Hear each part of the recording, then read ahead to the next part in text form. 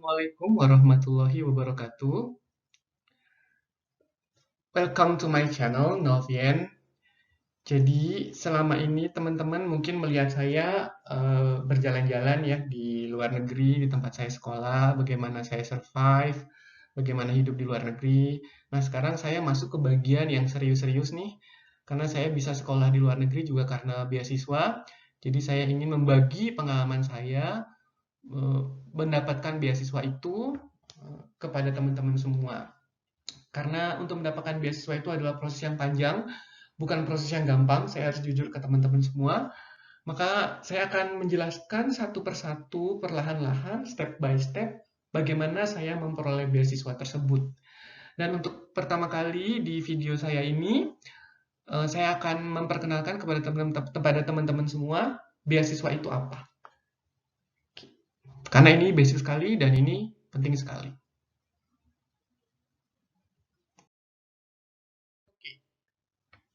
Tapi yang paling penting kita harus ngerti dulu apa itu beasiswa.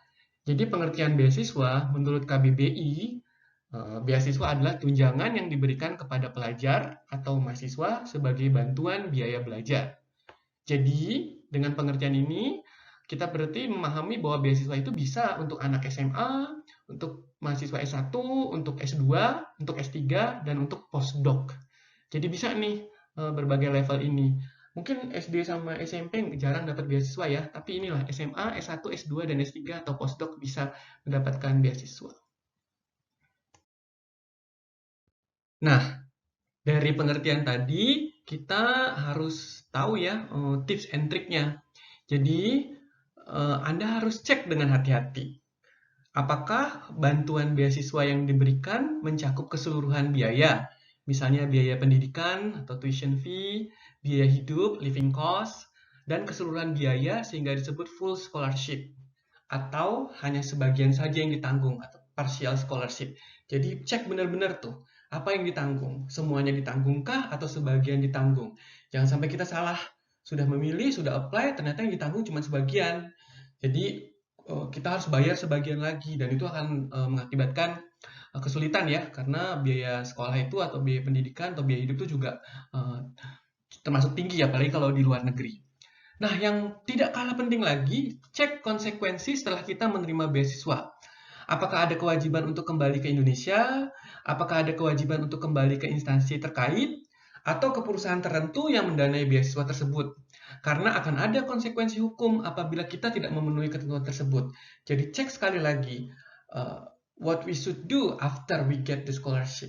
Gitu. Jadi apa yang kewajiban kita? Karena penting sekali, apalagi kasus-kasus belakangan ada beberapa yang dituntut, ada yang harus membayar ganti rugi. Jadi teman-teman harus cek benar-benar di beasiswa tersebut apa-apa saja ya syarat-syaratnya dan keseluruhan tanggung jawab yang harus kita lakukan setelah kita menerima beasiswa.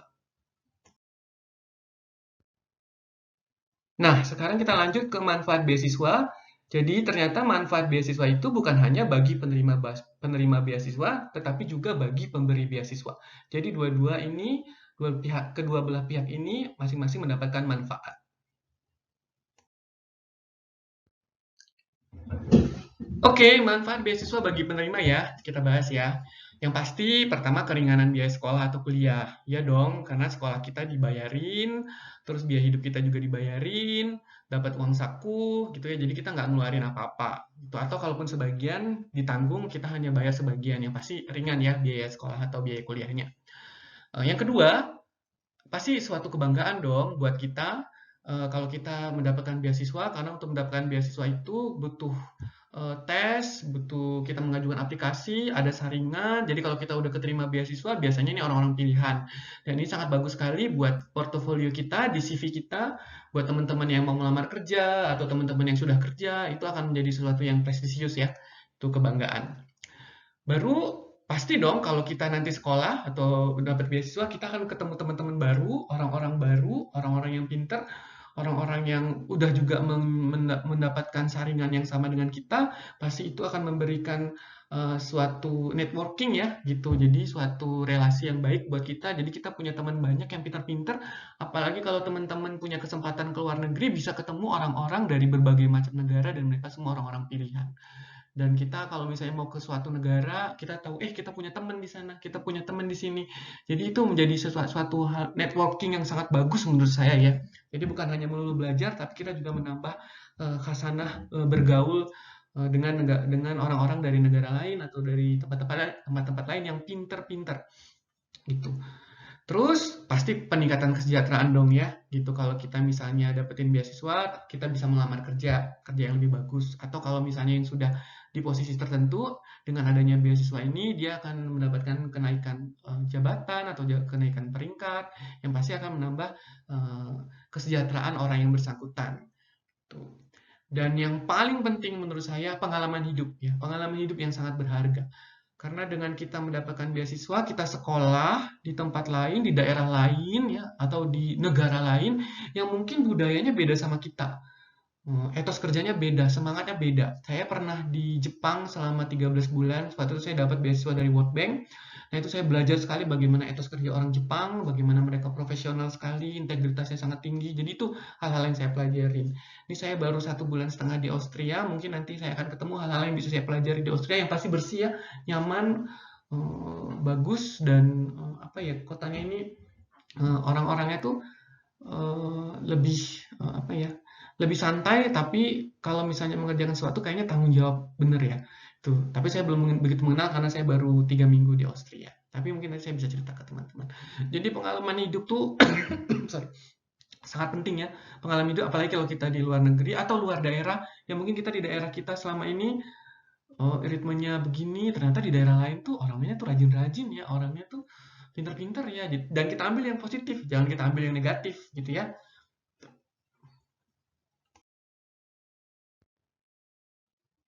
Sekarang kita lanjut ke manfaat beasiswa bagi pemberi. Eh, Contohnya ya, buat pemerintah Indonesia, kenapa memberikan beasiswa pastinya untuk mencerdaskan kehidupan bangsa dengan meningkatkan kualitas sumber daya manusia. Karena sesuai dengan tujuan Undang-Undang Dasar ya, pembukaan Undang-Undang Dasar 1945, itu jadi memang kita berharap orang-orang Indonesia itu tambah pinter ya, tambah bagus kualitasnya gitu ya. Memang itulah tujuan hidup kita bernegara ini. Yang kedua, peningkatan kinerja dari si penerima beasiswa apabila kembali ke Indonesia dan bekerja ke instansi asal atau ke perusahaan yang membiayainya.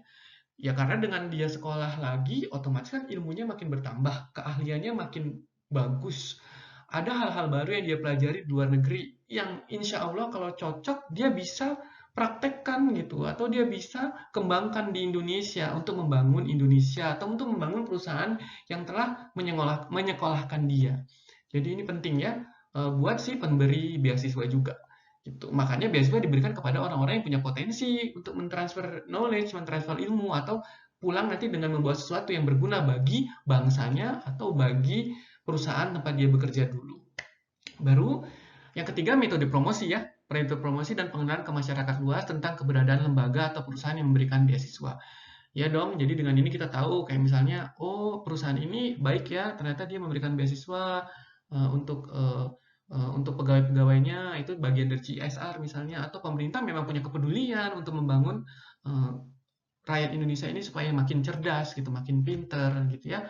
Atau misalnya untuk instansi-instansi tertentu atau organisasi-organisasi internasional untuk mengambil hati masyarakat atau rakyat di negara tersebut dengan memberikan beasiswa.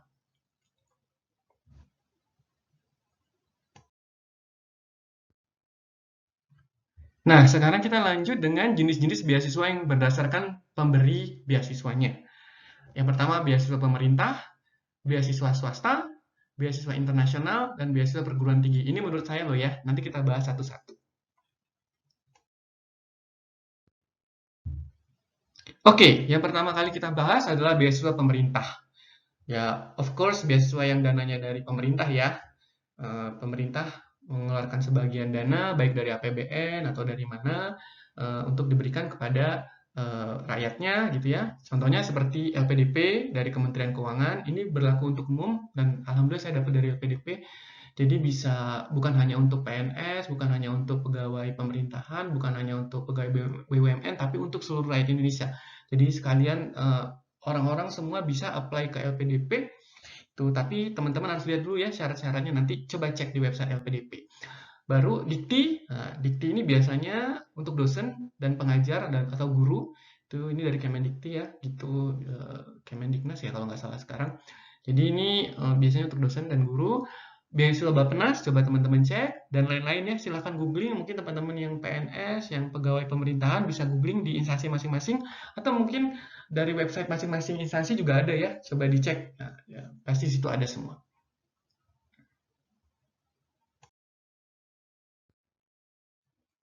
Nah, kita lanjut ke beasiswa yang diberikan oleh pihak swasta, biasanya dari perusahaan-perusahaan swasta yang terkemuka, umumnya sebagai bagian dari Corporate Social Responsibility atau CSR. Yang saya pernah dengar sih beasiswa Jarum, gitu ya, beasiswa Astra, BCA juga ada kayaknya ya. Perusahaan-perusahaan terkemuka yang ada di Indonesia kayaknya ada. Coba teman-teman cek ya, dan rajin-rajin googling gitu ya, nanti pasti akan ketemu tuh di perusahaan-perusahaan tersebut. Coba cek ya di website masing-masing perusahaan tersebut. Tinggal Google aja, banyak itu. Nah, sekarang kita lanjut ke beasiswa internasional. Jadi beasiswa ini memang ya diberikan oleh negara maju atau organisasi-organisasi internasional yang ada di dunia ke negara-negara berkembang biasanya dalam bidang pendidikan dan kesejahteraan sosial. Tuh ya. Jadi ini banyak sekali, teman-teman bisa lihat di website, di internet, macam-macam ya, tinggal googling aja. Jadi yang saya tahu ya ada World Bank, IMF, ADB, ya dan sebagainya. Coba cek. Saya alhamdulillah waktu S2 ke Jepang dapat dari World Bank. Tuh teman saya juga ada yang dapat dari IMF gitu ya. Atau kalau teman-teman mau ke spesifik ke negaranya kayak Monbuka Guso tuh dari Jepang itu juga ada ya. Jepang tuh termasuk yang generous sama Indonesia. Chevening Inggris. Nah, saya juga dapat nih Chevening Inggris nih dari pemerintah Inggris ya gitu. Jadi ini biasanya untuk S2 untuk yang Chevening. DAA di Jerman, DAA di Jerman. Ada OEAD Austria. Ini sekarang saya lagi di Austria. Stunet dari Belanda gitu atau Fulbright dari Amerika Serikat atau lain-lain. Jadi sebetulnya ini banyak sekali beasiswa internasional yang ditawarkan asal teman-teman rajin-rajin aja buka websitenya, rajin-rajin googling, nanti pelajarin satu persatu. Mungkin nanti di kesempatan yang lain saya akan kasih tahu tips and tricksnya bagaimana lulus beasiswa World Bank, bagaimana lulus beasiswa Chevening, karena saya lulus di dua itu sama LPDP ya. Kalau yang lainnya karena saya merasa belum pernah coba dan belum pernah lulus, jadi saya nggak berani. Tapi kalau untuk yang World Bank, Chevening, sama LPDP nanti mungkin saya share ke teman-teman di kesempatan atau di video berikutnya.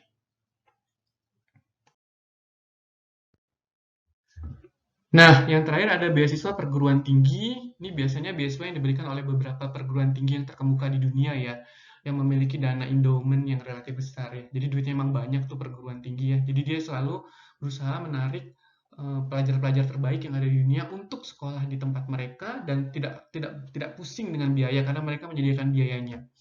Tapi biasanya ini persyaratannya relatif lebih sulit dan tergantung kebutuhan perguruan tinggi tersebut gitu. Jadi mungkin dia mensyaratkan sesuatu yang agak di atas rata-rata ya gitu. Dan biasanya nih yang saya tahu sih Harvard University ada, University of Chicago ada, kayaknya di Inggris tuh Cambridge juga ada deh. Itu ya. Coba teman-teman googling, cek di website university tersebut ya, cek masing-masing di websitenya.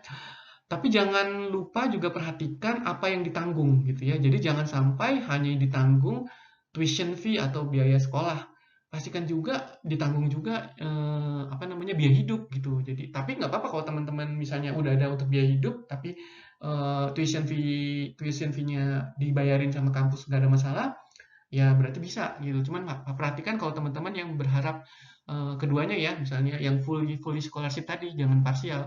Itu cek apa yang ditanggung oleh perguruan tinggi tersebut karena jarang ya yang kalau kecuali kayak Harvard itu mungkin bisa lebih ya dapat semuanya. Tapi ada beberapa perguruan tinggi yang bukan terkemuka, tapi dia hanya menyediakan tuition fee aja bebas. Tapi biaya hidup kita tanggung sendiri. Tergantung dari kebutuhan teman-teman semua. Intinya googling di website di universitas tersebut. Dan itu banyak sekali di dunia ini ya. Jadi tinggal cek aja rajin-rajin aja buat para scholarship hunter.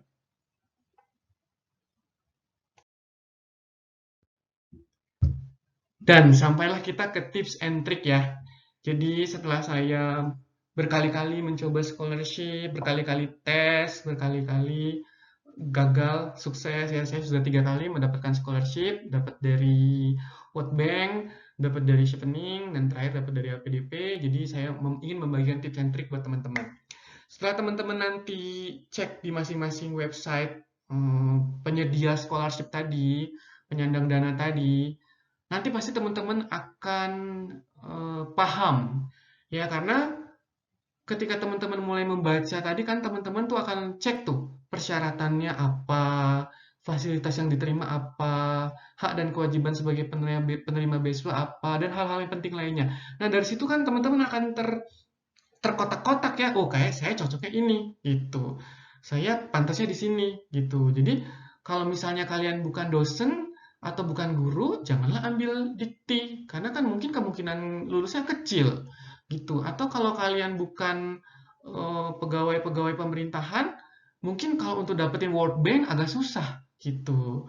Nah, untuk profesional mungkin nanti cocok untuk ke chevening gitu. Jadi nanti teman-teman tuh eh, akan ketemu tuh, oh saya cocoknya di sini, saya cocoknya di sini, saya cocoknya di sini. Jadi memang harus dipelajari benar-benar tuh sampai ngelotok di website masing-masing. Oh syaratnya ini, syaratnya ini, syaratnya ini. Terus teman-teman mungkin bisa cek siapa alumni-alumni atau awardi-awardi dari beasiswa-beasiswa tersebut. Nanti akan ketahuan, oh dia akan terpola tuh, dia lebih suka orang-orang yang kerjaannya ini, yang tipikalnya kayak gini ya gitu. Jadi pasti teman-teman akan tersegmentasi di situ. Tuh, jadi jangan khawatir, pasti akan ada yang cocok buat teman-teman semua gitu ya. Jadi jangan mentang-mentang baru lulus sekolah nggak bisa gitu. Tapi pasti nanti ada kayak di kampusnya atau di mananya gitu. Jadi coba cek deh masing-masing. Nah, setelah teman-teman pelajarin semuanya, dapat tuh secara lengkap informasi yang dibutuhkan, syarat-syarat yang dibutuhkan. Nah, teman-teman mulailah persiapkan diri untuk memenuhi persyaratan yang dimintakan oleh pemberi beasiswa. Tuh, jadi apa aja syarat-syaratnya mulai dipersiapkan. Tuh, nanti kan ketahuan tuh apa yang dibutuhkan apa, harus bagaimana, apa nilai apa gitu dipersiapkan. Nanti saya di video berikutnya saya akan bagikan tuh syarat-syarat untuk beberapa beasiswa yang pernah saya ikutin ya, gitu, dan alhamdulillah saya lulus. Nanti saya share hal-hal apa yang harus kita persiapkan. Dan makanya buat teman-teman ya, rajin-rajinlah googling. Rajin-rajinlah googling dan jangan pernah lelah untuk tetap mencari informasi-informasi yang ada. Gitu ya. Jadi tetap googling, cari informasi, jangan putus asa lah, jangan putus asa. Itu ya, rajin-rajin. Itu jadi memang apalagi sekarang kan internet tuh gampang diakses ya, apalagi dengan kita lagi corona begini gitu, kita banyakkan di belakang belakang layar, banyakkan berhadapan dengan internet, dengan laptop, dengan komputer. Jadi menurut saya sekalianlah kalau misalnya pas lagi jam istirahat atau jam lagi senggang, coba googling, bagaimana tersedianya beasiswa-beasiswa itu yang ada di dunia maya. Dan yang paling penting berusaha dan berdoa. Jadi apapun ceritanya, teman-teman tetap berusaha ya, karena ini nggak gampang. Saya harus terus terang, ini nggak gampang, bukan hal yang gampang. Untuk mendapatkan beasiswa itu bukan hal yang gampang, tapi bukan hal yang impossible juga gitu. Itu bisa kita peroleh, tapi kita harus kerja keras, kita harus berusaha gitu. Jadi bukan untuk orang yang males-malesan atau untung-untungan, enggak. Itu benar-benar di balik ini semua tuh ada usaha yang keras, ikhtiar yang sangat tinggi, dan jangan lupa berdoa. Dan jangan lupa berdoa karena saya yakin semua itu telah diatur sama Yang Maha Kuasa, sama Allah Subhanahu wa taala ya. Jadi kita tinggal jalanin, tapi yang penting kita usaha keras terus. Itu ya, berusaha terus dan berdoa. Karena apapun hasilnya itulah yang terbaik yang diberikan oleh Allah atau Tuhan kepada kita. Gitu.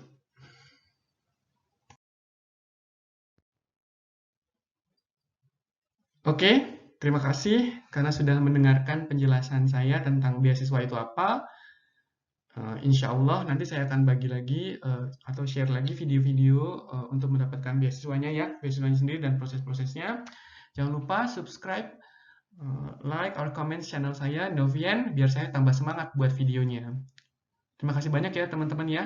Sehat selalu dimanapun berada, tetap jaga kesehatan, jauhi kerumunan, pakai masker kemana-mana. Jangan lupa rajin cuci tangan dan cuci tangan pakai sabun atau pakai hand sanitizer. Salam sehat. Wassalamualaikum warahmatullahi wabarakatuh.